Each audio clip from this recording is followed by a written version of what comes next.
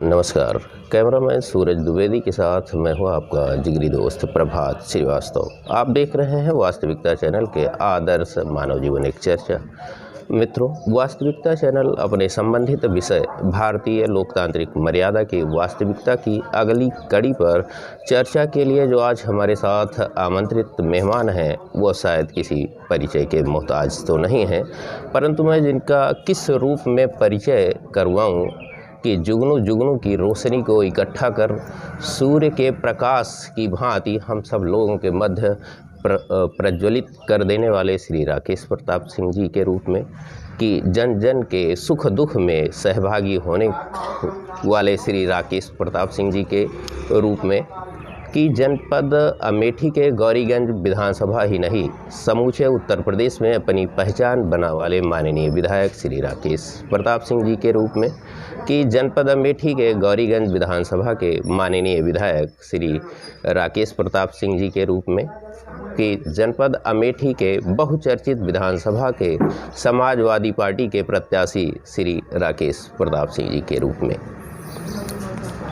मित्रों, संबंधित प्रश्न पर हम अपने व्यक्तिगत प्रश्नों पर चर्चा को आगे बढ़ाने और आमंत्रित मेहमान से रूबरू कराने से पहले आप सभी लोगों से गुजारिश है कि वास्तविकता चैनल को सब्सक्राइब करें, लाइक करें, कमेंट्स करें, जिससे हमारा मार्गदर्शन और उत्साहवर्धन होता रहे। तो अब जी, आपका वास्तविकता चैनल के आदर्श मानव जीवन एक चर्चा में बहुत बहुत स्वागत है। जी, हमारा पहला प्रश्न की तरफ हम इशारा करना चाहेंगे कि जब आप राजनीति में प्रवेश करने के बाद और विधायक बनने के पूर्व कोई एक ऐसा प्रसंग व किस्सा हो जो आपको गहरी राजनीति की तरफ प्रेरित करता रहा हो। जी, कृपया हमारी तरफ। नहीं, ये राजनीति विधायक बनने के पहले ही नहीं, मैं छात्र जीवन से ही समाज सेवा से जुड़ा रहा हूँ, स्पोर्ट्समैन रहा हूँ, खेल कूद का आयोजन करता रहा हूँ। और जब उसमें मैं मुख्य अतिथि के तौर पर इस क्षेत्र के विधायक को बुलाता था, तभी ये निश्चित कर लिया था कि एक दिन विधायक के रूप में मैं लोगों के कार्यक्रमों में जाने का काम करूँगा। जी, अरे वाह जी, बिल्कुल। आपके बचपन से लेकर अब तक कोई ऐसा समय व परिस्थिति रहा हो जिससे आप कभी अपने लक्ष्य से विचलित हो गए हो? कभी ऐसा भी कोई आपके बहुत सारे जीवन में ऐसा आया होगा, कुछ ऐसी समय और परिस्थिति में आप और राजनीति में अच्छी खासी पकड़ भी, इन सारी चीज़ों में आपको कभी?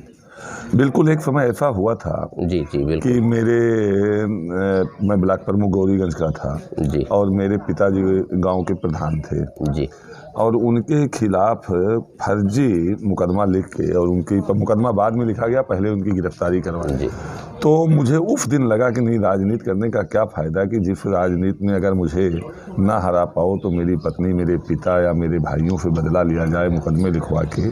और पाँच और फर्जी क्यों था, यहाँ से लेके शासन तक और केंद्र तक 5-5 कमेटियाँ बना के ग्राम पंचायत की जांच की, उस जो जिसका लेके तो 509 का मुकदमा लिखा गया था उसकी जांच की, और 1 रुपये का ना तो कहीं दोष पाया गया, ना कहीं जो है कमी पाई गई। प्रश्न और कि 2012 के पूर्व गौरीगंज विधानसभा में समाजवादी पार्टी से कोई विधायक नहीं बन सका था, परंतु 2012 के चुनाव में समाजवादी पार्टी द्वारा आपको महीनों पहले प्रत्याशी घोषित कर दिया गया था और आप क्षेत्र में दिन रात मेहनत भी करते रहे हैं, परंतु जो चौराहों के चाणक्य रहे वो समाजवादी पार्टी के प्रत्याशी को चौथे नंबर पर देख रहे थे। तो उनकी नज़रिए को आप किस नज़रिए से देख रहे हैं, वो कैसे?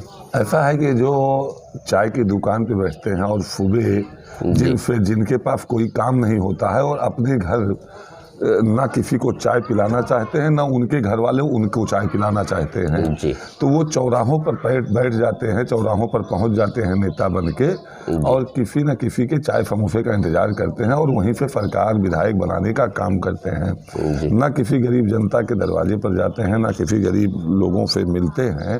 जब लोग गरीब कमज़ोर वर्ग में जाएंगे तब पता चलेगा उनको कि हम कहाँ तक काम किए हैं और कहाँ तक मैं लोगों से जुड़ा हूँ। नहीं, 2012 में ऐसे कुछ लोगों की चर्चा थी, तो अब आप अचानक विनर रहे और लोगों के द्वारा ऐसा सोचा जा रहा था, तो उस पर आपकी क्या टिप्पणी रही?